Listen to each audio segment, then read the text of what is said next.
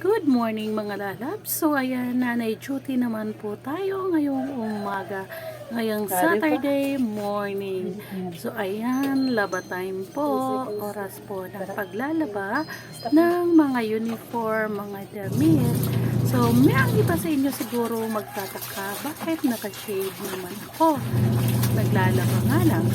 So ngayon ay nakakaranas ng isang karamdaman na tinatawag na sore eyes. So ito po, masakit po ang aking mata. So kahit po tayo anong karamdaman, kailangan po natin kumilos at maglaba para po may magamit tayo sa mga susunod na araw. So ayan nga po, ayan po, maglaba po tayo, nag-washing. Ayan, ako na po ay nagdadawni ng mga puti na damit. Ayan. So pagkatapos po niyan, tayo po ay magbabanlaw na ng ating mga puti na damit. Ayan, towel ng aking anak, uniform ni ate, ayan mga uniform, mga puting uniform. Ayan. So, ayan, banlawan natin ng maigi ang ating mga puti. So, ayan na po. Ayan, pagkatapos po niyan, atin po ito isasalang sa ating dryer.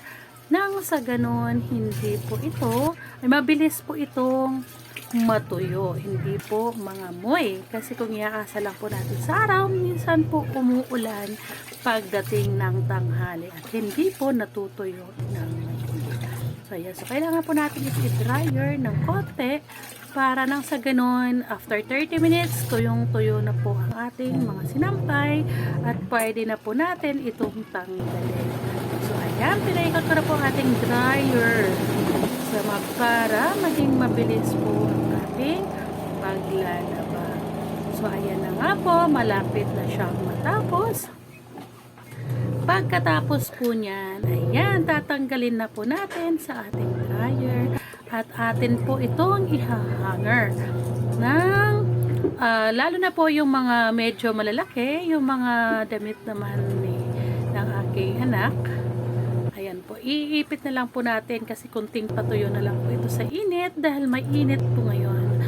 May sumisikat po ang araw. So ayan, thank you po sa ating araw. So ayan na po, isasampay na po natin ito para nang sa ganon, ilang minuto lang, maya maya